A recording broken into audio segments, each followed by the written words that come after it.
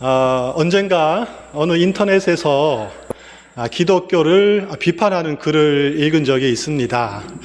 글쓴이는 자신은 기독교의 이 가벼움, 깃털처럼 가벼운 모습을 도저히 참을 수 없다, 이렇게 글을 올려놓았습니다. 가볍다는 것은 이 사람의 의견에 따르면 깊이가 없다, 너무나 단순하다, 진지한 고민이 없다, 이런 의미가 될 것입니다. 그가 비판했던 것은 사실은 기독교 자체가 아니라 예수님을 믿는다고 하면서도 제대로 믿지 않는 교회들, 또 교인들을 가리키는 것이 아닐까 생각을 해보았습니다. 그가 생각하기에 기독교는, 한국 교회는 왜 가볍게 보였을까요? 아마도 여러 가지 이유가 있었겠지만 제 생각에는 그 중에 가장 큰 이유가 세상에 대한 어떤 무관심, 고통받는 이웃에 대한 무감각이 아니었을까 생각을 해보았습니다. 자신이 복을 받기 위해서는 열심히 간절히 기도를 하고 있지만 세상에서 발생하는 고통의 문제에 대해서는 별로 관심을 갖지 않는 교회들, 또 세상에서 무슨 일이 벌어지든 간에 우리 교회만 부흥하면 된다는 개교회 중심주의, 이런 모습을 볼 때 세상 사람들이 기독교는 참 가볍다, 이런 생각을 하지 않았을까, 저 나름대로 한번 생각을 해보았습니다. 그런데 우리가 성경을 자세하게 잘 읽어보면 우리 기독교가 이 세상의 고통에 대해서, 고통의 문제에 대해서 얼마나 진지하게 고민하고 있고 대하고 있는지 충분히 잘 이해할 수 있습니다. 우리 기독교가 믿는 하나님은 세상의 고통이 너무나도 안타까워서, 마음이 아파서 견딜 수 없어서 스스로 인간의 몸을 입고 이 땅에 오셔서 인간과 함께 고통을 당하신 하나님이십니다. 그리고 성경은 그리스도인을 가리켜서 그리스도인은 예수님의 십자가를 쥐고 예수님의 고난의 길을 걸어가야 한다, 이렇게 가르치고 있습니다. 십자가를 진다는 것은 무슨 의미입니까? 고난을 받으라는 것이죠. 예수 믿는 사람으로서 기꺼이 고난을 감수하고 고난의 길을 걸어가라, 그런 뜻입니다. 마가복음 8장 34절에서 예수님께서 이렇게 말씀을 하셨습니다. 무리와 제자들을 불러 이르시되 누구든지 나를 따라오려거든 자기를 부인하고 자기 십자가를 지고 나를 따를 것이니라. 그리고 로마서 12장 15절에는 또 이렇게 되어 있습니다. 즐거워하는 자들과 함께 즐거워하고 우는 자들과 함께 울라. 그러므로 그리스도인이란 예수님을 따르기 위해서 기꺼이 고난의 길을 감수하는 사람, 그리고 이웃의 고통에 공감하고 그 아픔을 함께 짊어지는 사람, 이렇게 우리는 정의를 할 수가 있습니다. 그래서 이 고통의 문제를 아주 진지하게 고민하는 사람들은 기독교와 행복이라는 이 두 단어가 서로 어울리지 않는다고 생각하는 사람들이 있습니다. 기독교는 행복을 추구하는 종교가 아니다. 만약 그리스도인들이 행복을 바란다면 그것은 수준이 낮은 것이다, 너무나 가벼운 것이다, 이렇게 생각을 하는 것입니다. 여러분은 여기에 어떻게 생각하십니까? 저는 그렇지 않다고 생각을 하고 있습니다. 신명기 10장 13절에 보시면 하나님께서 이스라엘 백성의 행복을 원하고 계신다, 이런 기록이 있습니다. 제가 읽어드리겠습니다. 내가 오늘 내 행복을 위하여 내게 명하는 여호와의 명령과 규례를 지킬 것이 아니냐. 하나님께서 이스라엘 백성에게 명령과 규례와 이 율법을 주셨는데 그것은 다름이 아니라 이스라엘 백성들이 행복하기 위해서, 행복을 누리도록 하기 위해서 하나님께서 그렇게 하셨다고 말씀을 하고 있습니다. 오늘 본문에도 행복이라는 단어가 등장하고 있습니다. 하나님께서 이렇게 말씀하십니다. 너는 행복한 사람이로다. 여호와의 구원을 너같이 얻은 백성이 누구냐? 그는 너를 돕는 방패시요 내 영광의 빛이시로다. 하나님께서 이스라엘 백성을 향해서 너는 행복한 사람이로다, 이렇게 말씀을 하고 있습니다. 여러분, 이 성경을 읽으실 때 이 이스라엘이라는 단어 대신에 여러분의 이름을 넣어서 한번 읽어보시기를 바랍니다. 지금 읽어보겠습니다. 준비되셨습니까? 시작. 헌조야, 너는 행복한 사람이로다. 여호와의 구원을 너같이 얻은 백성이 누구냐? 그는 너를 돕는 방패시요 내 영광의 칼이시로다. 여기까지 한번 읽어보겠습니다. 아멘. 너는 행복한 사람이로다. 하나님의 말씀이죠. 저는 성경을 읽다가 이 행복이라는 단어가 나오는 것이 참 신기했습니다. 아, 하나님도 우리가 행복하기를 바라고 계시구나. 인간은 누구나 행복을 추구하고 있습니다. 이 땅에 행복하기를 바라지 않는 사람은 단 한 사람도 없을 것입니다.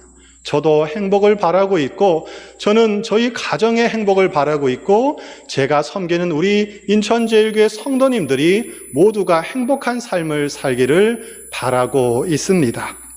우리나라 헌법 제10조에 보면 이렇게 되어 있습니다. 모든 국민은 국민으로서의 존엄과 가치를 가지며 행복을 추구할 권리를 가진다. 인간의 행복 추구권을 천명하고 있는 것입니다. 그리스도인이라면 마땅히 자기 십자가를 지고 예수님의 발자취, 고난의 발자취를 따라가야 할 것입니다. 그러나 이 말이 그리스도인은 행복하면 안 된다, 이런 뜻은 결코 아닙니다. 하나님께서 우리를 이 땅에 보내주셨을 때 이제 내가 너를 세상에 보낼 것이다. 너는 세상에 내려가서 오직 고난을 당하며 고통만 받다가 돌아와야 할 것이다. 이렇게 말씀하셨을까요? 그렇지 않을 것입니다. 우리가 예수님을 믿는 것도, 교회를 다니는 것도 어떻게 보면 행복을 누리기 위해서입니다. 혹시 이 자리에 불행하기 위해서 교회 다니는 분 계십니까? 아무도 없겠지요. 물론 우리가 추구하는 그 행복은 세상 사람들이 생각하는 그런 의미에서의 행복은 아닙니다. 어떤 사람들은 이렇게 생각을 하죠. 고통이 없는 상태가 행복이다. 그런데 우리가 살아가는 세상에 고통이 없을 수는 없습니다. 우리가 인생을 살아봐서 다 알고 있지만 인생은 고통의 연속입니다. 만약 인생에 고통이 없어야 한다, 고통이 없으면 좋겠다, 이렇게 생각한다면 그것은 내가 이 세상에 태어나지 말았어야 한다는 말과 똑같은 의미가 될 것입니다. 만약 고통이 없는 것이 완벽한 행복이라면 우리는 이 땅에서 결코 행복을 누릴 수가 없을 것입니다. 또 어떤 사람들은 내가 가지고 싶은 것을 가져야만, 내가 원하는 것이 이루어져야만 행복이다, 이렇게 생각하는 사람들이 있습니다. 하지만 이 사람의 욕심은 끝이 없습니다. 아무리 가져도 만족함이 없고 계속해서 갈망하는 것이 바로 인간이라는 존재입니다. 단칸방에 있는 이 빌라에서 살다 보면 굉장히 불편하고 힘이 들지요. 그래서 열심히 노력하고 돈을 벌어서 방 2칸짜리 아파트로 이사를 갑니다. 20평대. 그럼 참 행복합니다. 그런데 조금만 있으면 그 행복함이 사라지고 집이 다시 비좁게 느껴집니다. 열심히 노력하고 또 빚을 내서 대출을 해서 30평대 아파트로 이사를 가지요. 참 행복합니다. 그런데 몇 년 지나지 않아서 또 비좁게 느껴집니다. 더 노력하고 빚을 져서 40평대 아파트로 이사를 갑니다. 와, 이제 진짜 행복하다. 이제 몇 년 지나지 않아서 또 집이 비좁게 느껴지기 시작합니다. 저는 지금 아파트를 가지면 안 된다고 말하는 것이 아닙니다. 열심히 돈을 벌어서 아파트를 사는 것 정말로 좋은 것이죠. 그러나 얼마만큼의 넓은 평수가 있으면 우리가 진정으로 만족할 수 있을까요? 얼마만큼 넓은 아파트에 살면 우리가 정말로 행복할 수 있을까요? 만약 행복이라는 것이 조건에 따라서 결정되는 것이라면 우리는 결코 참된 행복을 누릴 수가 없을 것입니다. 수많은 지식인들, 학자들이 행복이란 무엇인가, 행복에 관해서 진지하게 고민하고 연구를 했습니다. 그들은 정말로 순수한 마음으로 순수한 열정을 가지고 인간이 과연 어떻게 하면 행복한 삶을 살아갈 수 있을까 공부를 했고 그들 나름대로 결론을 도출했습니다. 제가 이런저런 책을 읽어보고 자료를 찾아보다가 저 나름대로 그들의 생각을 5가지로 요약을 해보았습니다. 벌써 지루하시지요? 5가지나? 네, 한번 설명을 드려보겠습니다. 첫째, 행복은 인간의 내면에 있는 것이라고 그들은 생각을 하고 있더라고요. 행복은 외부의 조건에 의해서 결정되는 것이 아니라 인간의 이 내면의 만족과 평화에서 비롯되는 것이다. 많은 사람들이 그렇게 주장을 하고 있었습니다. 통제할 수 없는 외부 환경에 집착하지 말고 내가 다스릴 수 있는 나의 내면과 마음에 집중하는 것이 행복을 위한 지혜로운 방법입니다. 그렇게 지속적으로 자신의 내면을 성찰하고 욕망을 제어하다 보면 마음에 평화가 찾아올 것이고 그러면 행복감을 누릴 수가 있습니다. 저는 이러한 내용을 읽다가 학창시절에 배운 원효대사의 이야기가 떠올랐습니다. 신라의 고승이었던 원효대사는 당나라로 유학길을 가던 중에 밤이 되자 근처의 동굴에 들어가서 잠을 자게 되었습니다. 한밤중에 잠을 자다가 목이 말라서 잠이 깨서 손을 더듬어서 물이 있는 것을 알고 그 물을 마셨습니다. 참 시원했습니다. 그러나 다음날 아침에 깨어보니까 그것은 시원한 맑은 물이 아니었고 해골 바가지에 들어있는 썩은 물이었습니다. 그것을 깨닫고 나서 원효대사는 구토를 하기 시작했습니다. 그때 그는 큰 깨달음을 얻었다고 하지요. 일체유심조. 아하, 모든 것이 사람의 마음에 따라 달라지는구나. 마음 먹기에 다 달려 있구나. 이것을 행복에 이렇게 적용할 수 있겠지요. 우리가 어떤 마음을 갖느냐에 따라서 우리가 사건을, 환경을 어떻게 바라보느냐에 따라서 그것이 불행이 될 수도 있고 행복이 될 수도 있다. 이런 생각입니다. 둘째, 인간은 덕을 실천할 때 행복할 수 있다고 많은 사람들이 주장을 하고 있습니다. 여기서 이 덕이라는 단어 대신에 우리가 잘 알고 있는 선, 사랑이라는 단어를 넣어도 똑같은 의미로 이해할 수가 있습니다. 인간은 단순히 어떤 쾌락이나 물질적인 성공으로만은 진정한 행복감을 느낄 수가 없는 존재입니다. 덕을 실천하는 것이, 선을 실천하고 사랑을 실천하는 것이 행복의 중요한 요건입니다. 실제로 우리 주위에 보면 이 봉사와 섬김의 삶을 살면서 인생의 참된 보람과 의미를 느끼려고 하는 분들이 많다는 것을 우리는 이미 알고 있습니다. 이것은 생물학적으로도 설명이 가능하다고 합니다. 우리가 타인을 돕는 행위를 할 때 우리 뇌에서는 도파민과 세로토닌과 같은 긍정적인 감정을 유발하는 신경 전달 물질이 분비된다고 합니다. 이것을 의학적인 용어 또 생물학적인 용어로 헬퍼스 하이라고 부르는데요. 우리가 어떤 봉사활동을 할 때, 남을 돕는 행위를 할 때 마음속에 행복감이 느껴지고 만족감이 느껴지는데 바로 이런 현상을 설명하는 것이라고 할 수 있겠습니다. 셋째, 행복을 위해서는 건강해야 된다. 또 많은 사람들이 이렇게 주장을 하고 있습니다. 철학자 쇼펜하우어는 행복의 90%는 건강이 좌우한다. 건강한 거지가 병든 왕보다 더 행복하다. 이렇게 말을 했습니다. 최근 심리학과 의학이 발전을 하면서 인간의 신체와 정신이 굉장히 밀접하게 연관되어 있다는 것을 깨닫게 되었습니다. 우리가 병이 들고 몸이 아프고 신체가 불편하면 마음이 위축되고 낙심이 되고 우울감이 찾아오는 것을 우리가 어렵지 않게 다 경험을 하고 있습니다. 제가 예전에 가족들과 함께 미국 위스콘신주에서 잠깐 거주한 적이 있었습니다. 겨울에 상당히 추운 지역이지요. 제가 아이들을 초등학교에 보내다가 참 흥미로운 사실을 발견했습니다. 그 초등학교에서는 겨울철에 섭씨로 영하 18도, 엄청 추운 날씨죠. 그 밑으로 내려가지 않는 이상 매일매일 학생들에게 30분씩 밖에 나가서 무조건 뛰어놀도록 규정을 정했습니다. 의무적인 학교의 규칙이었습니다. 아무리 날씨가 춥다 할지라도 학생들이 밖에서 뛰어놀 때, 신체 활동을 할 때 아이들의 건강이 더 회복이 되고 학교 수업에 더 집중할 수 있다는 통계 자료가 있었기 때문입니다.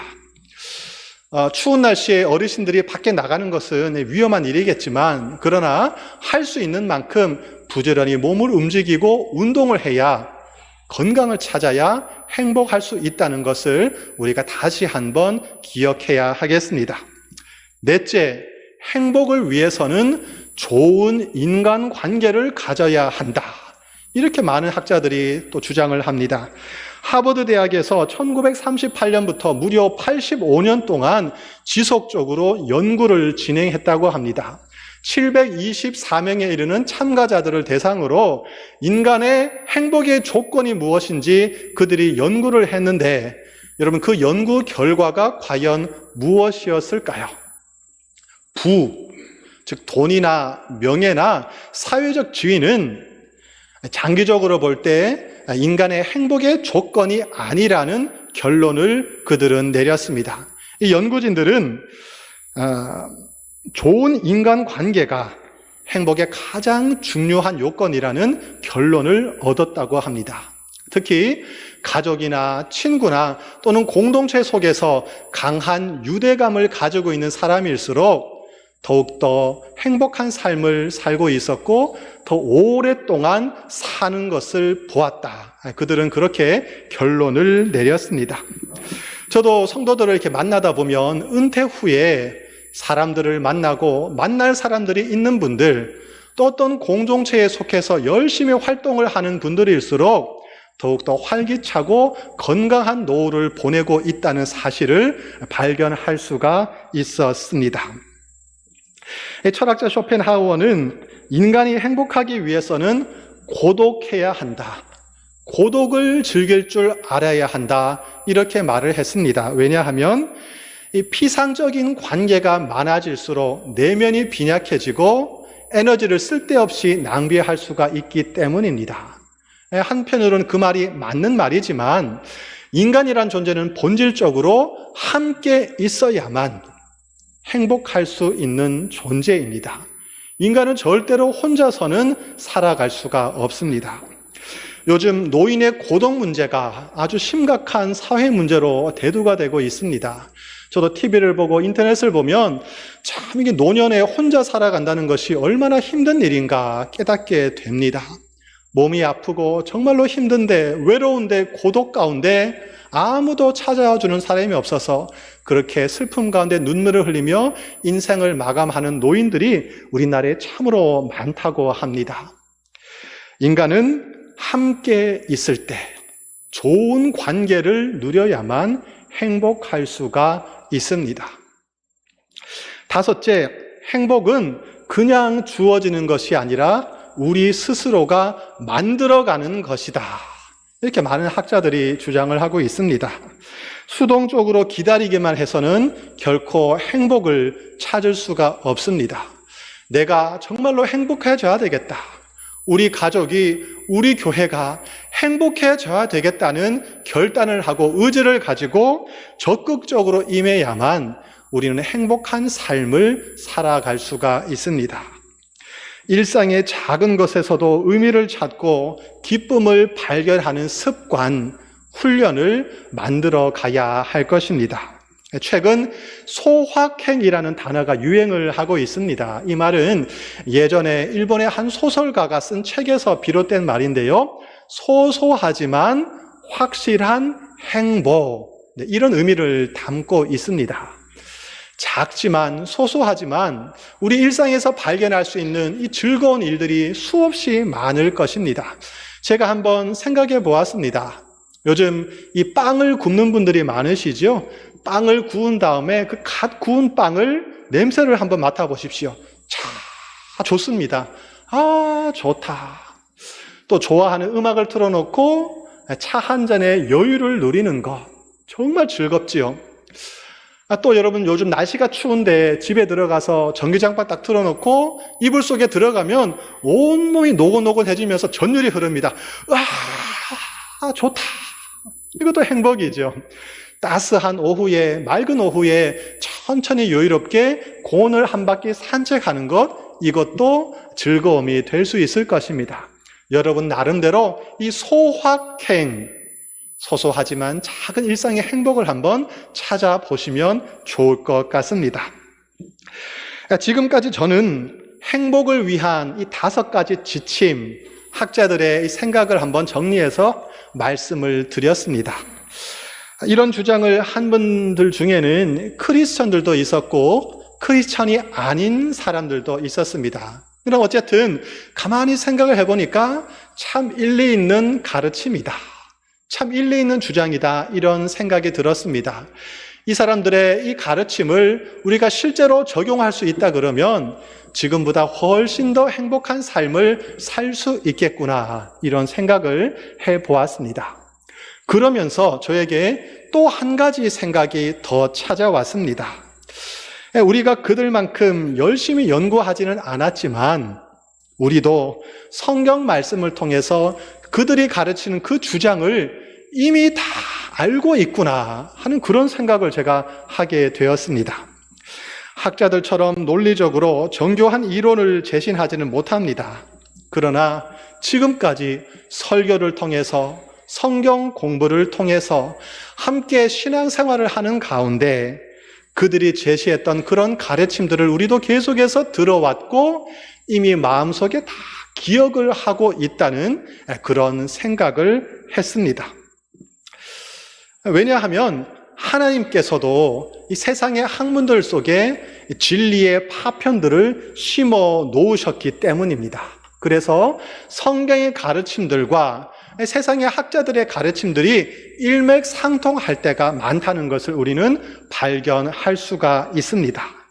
예컨대 진리를 추구하는 종교인들, 이 철학자들도 자신의 어떤 진리 탐구 활동을 통해서 진리의 중심부에 굉장히 가깝게 그렇게 다가갈 수가 있습니다. 이것을 기독교 교리로는 일반 계시라는 용어로 그렇게 설명을 하고 있습니다. 그러므로 이들의 주장을 우리가 기독교적으로 재해석을 하면은 행복을 위한 기독교적인 실제적인 가르침을 우리가 알 수가 있는 것입니다.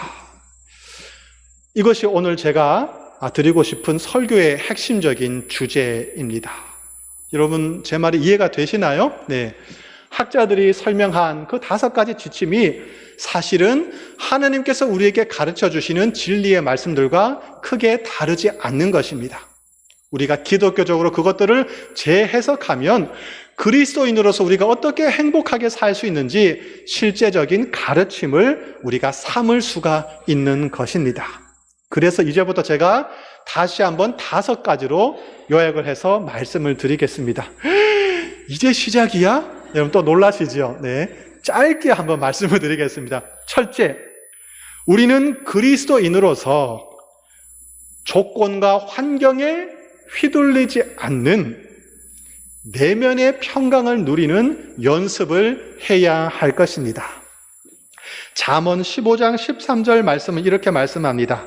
마음의 중요성, 내면의 중요성을 엄청나게 강조하는 말씀인데요. 모든 지킬 만한 것 중에 더욱 너의 마음을 지키라. 생명이 근원이 이에서 남이니라. 다시 말하면 우리의 마음을 잘 다스릴 때, 내면을 잘 다스릴 때 행복할 수 있다. 이런 말씀이지요. 말씀과 기도를 통해서 또 찬양을 통해서 묵상을 통해서 우리의 마음을 날마다 주님의 평강으로 채워야 할 것입니다. 우리의 마음을 잘 다스려야만 우리는 진정으로 행복할 수 있습니다. 둘째, 우리는 덕을 실천하는 그리스도인이 되어야 할 것입니다. 말씀을 머릿속에만 가지고 있으면 그것으로는 부족합니다. 머릿속에는 이 말씀이 가슴으로 내려와야 하는 것이지요.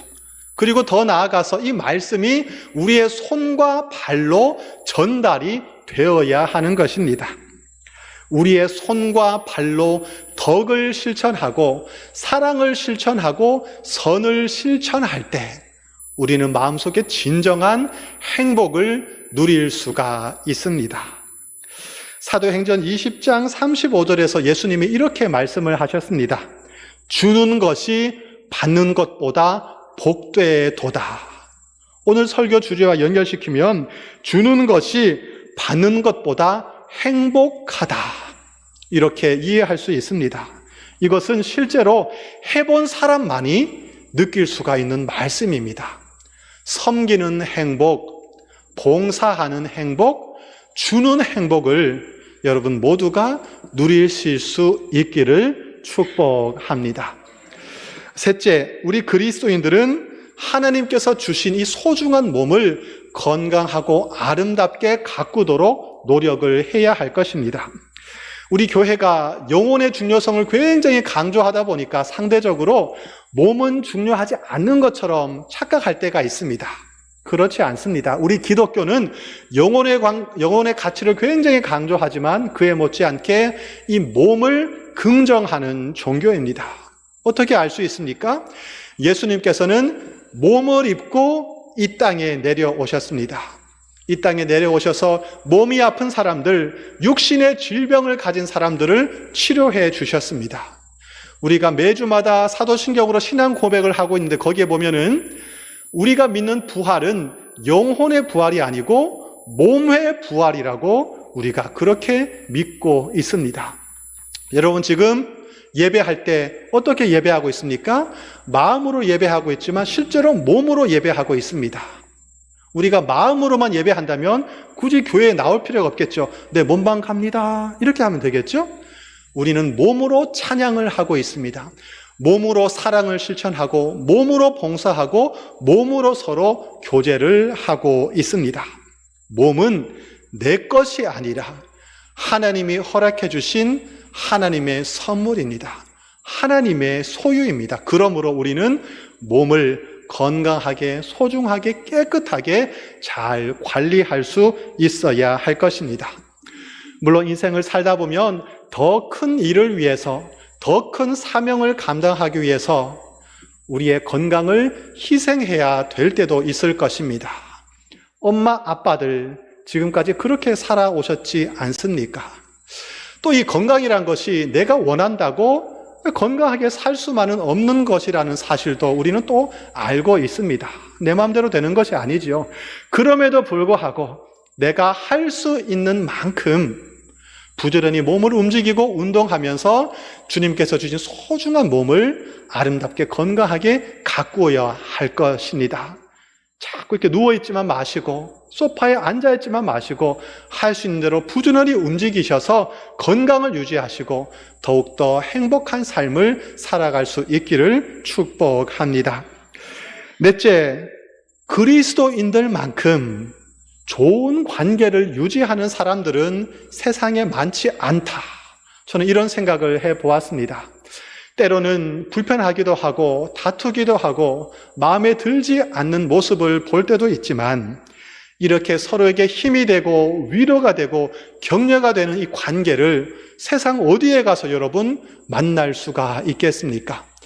제가 성도들을 신방하다 보면 이렇게 종종 이런 말씀을 하는 분들을 많이 만날 때가 있습니다. 참 우리 구역 식구들은, 우리 교회 성도들은 가족보다 더 가까운 사람들이에요. 진짜 가족보다 더 가까운 가족 같아요.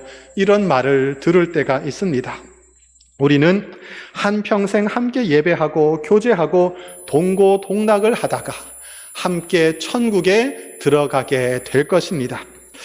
혹시라도 내가 먼저 떠나게 된다면 천국 가는 그 길을 다른 성도들이 지켜줄 것입니다. 다른 성도들이 먼저 세상을 떠나게 된다면 그들이 가는 그 길을, 천국 가는 길을 내가 지켜주게 될 것입니다. 이렇게 귀한 관계를 소중하게 지키고 아름답게 발전시켜 나가시기를 축복합니다. 다섯째, 우리 그리스도인들은 행복을 위해서 적극적으로 임해야 할 것입니다.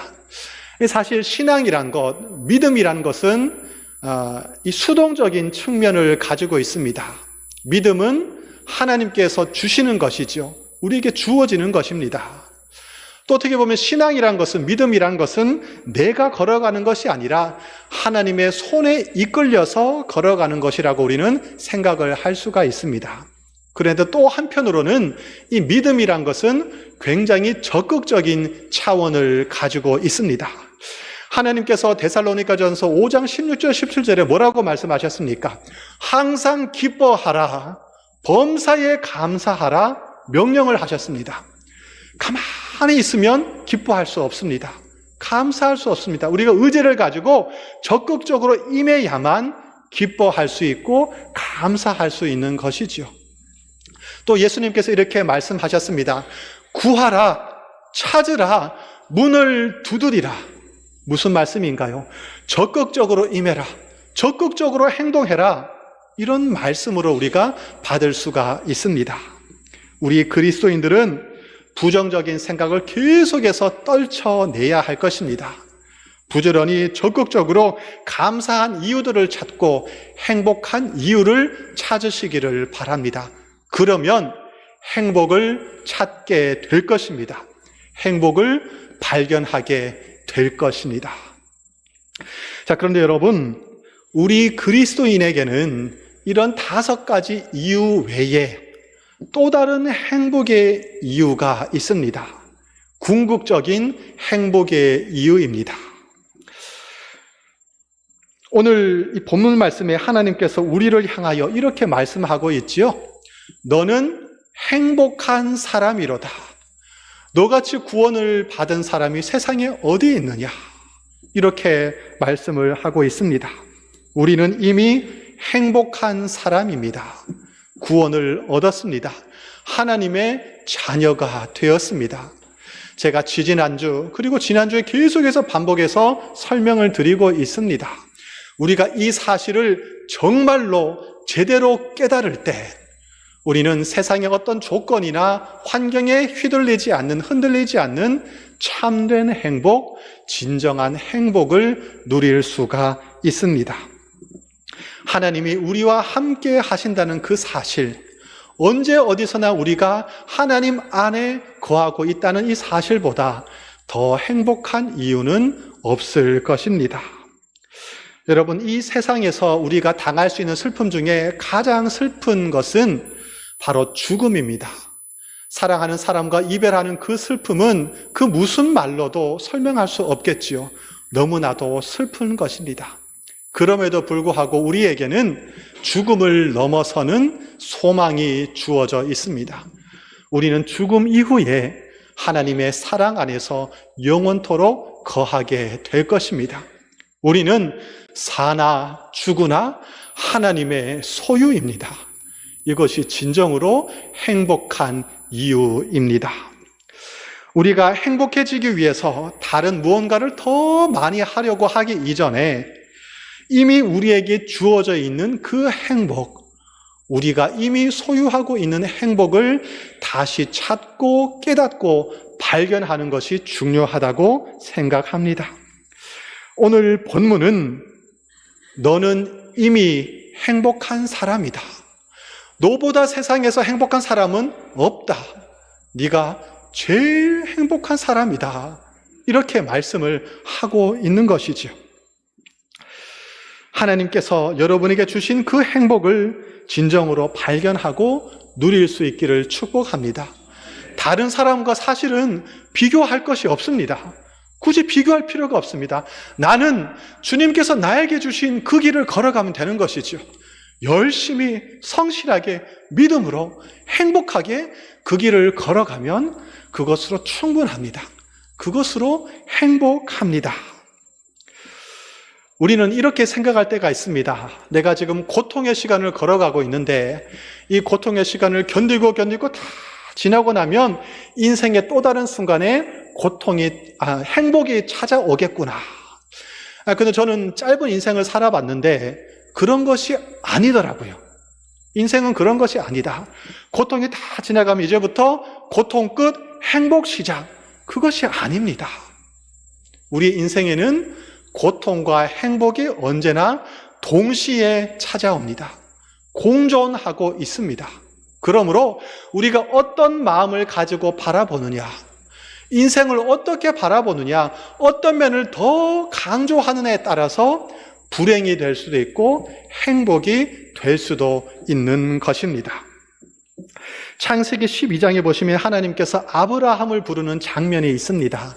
하나님께서 아브라함을 불러서 복을 주시고 또 그에게 이렇게 말씀하십니다. 너는 복의 통로가 될 것이다.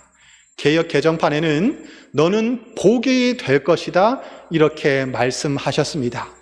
하나님께서 아브라함을 부르신 이유는, 그에게 복을 주신 이유는 그 혼자만 복을 받는 것이 아니라 그 사람을 통해서 세상의 많은 사람들이 함께 복을 누리도록 하기 위한 하나님의 크고 원대한 목적, 의도가 거기에 들어 있었습니다.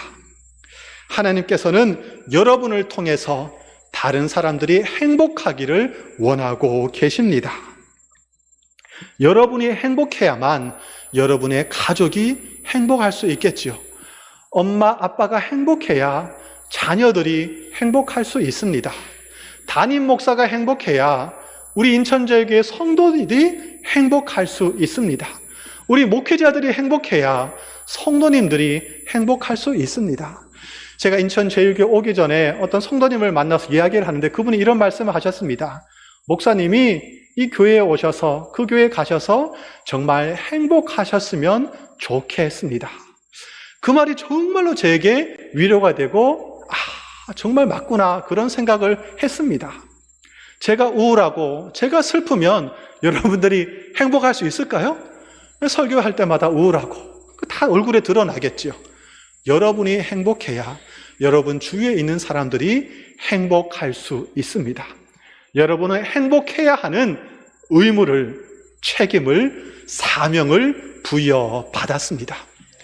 제가 얼마 전에 가족과 함께 사진을 찍으려고 사진관을 방문했는데 그 사장님과 이런저런 대화를 하다가 그분이 이런 말씀을 하셨습니다.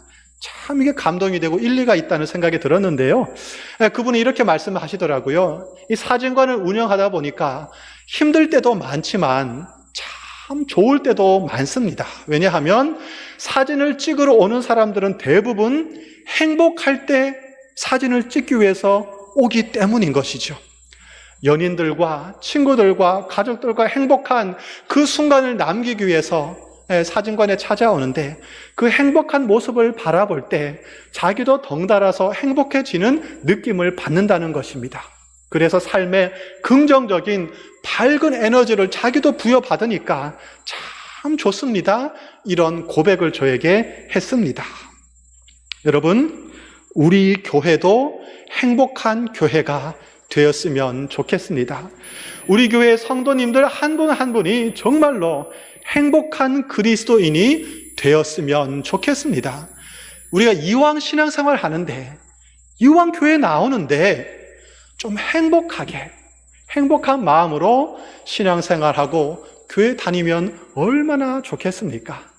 저는 이 행복이란 것이 좋은 의미에서 바이러스와 같다고 생각을 합니다. 행복한 사람 옆에 있으면 저도 막 행복해지더라고요. 반대로 불행한 사람, 원망과 짜증을 내는 사람 옆에 있으면 저도 마음이 우울해지고 힘들어지더라고요.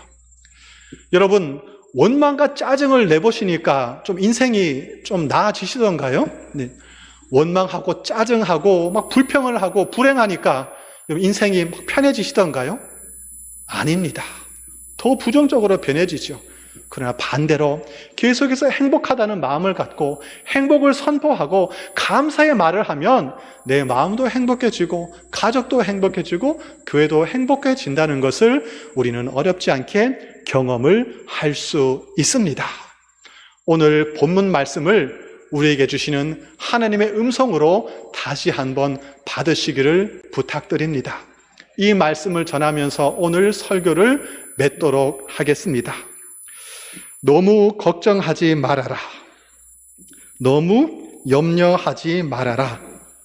내가 있지 않느냐? 내가 너와 함께 할 것이다. 너를 도와줄 것이다. 너는 이미 행복한 사람이다. 세상에서 너만큼 행복한 사람은 없다. 네가 제일 행복한 사람이다. 기도하겠습니다. 하나님 아버지, 정말로 행복하고 싶습니다. 상대적인 조건에 따라서 변화하는 가짜 행복이 아니라 어떤 조건에서도 흔들리지 않는 참된 행복을 누리기를 원합니다. 복의 근원이신 하나님이 우리와 함께하고 계시고 우리가 언제 어디서나 하나님 안에 있다는 사실을 깨닫게 하시며 이것이 우리의 힘이 되고 위로가 되고 행복의 이유가 될 수 있도록 도와주시옵소서. 우리는 주님께서 허락하신 자신만의 십자가를 지고 예수 그리스도의 뒤를 따르는 고난의 길을 감수해야 할 것입니다. 그러나 그 길이 결코 무겁고 힘든 길만이 아니라 주님과 함께 걷는 복된 길, 행복한 여정이 될 수 있도록 은혜를 부어 주시옵소서. 우리가 그리스도 안에서 참된 행복을 누리게 하시고 우리가 가는 곳마다 행복을 전해주는 행복의 통로가 되게 하여 주옵소서. 그리하여 우리의 가정이 그리스도 안에서 행복한 가정, 우리의 교회가 그리스도 안에서 행복한 교회가 될 수 있도록 역사하여 주시옵소서. 행복의 근원이신 우리 주님 예수 그리스도의 이름으로 기도드립니다. 아멘.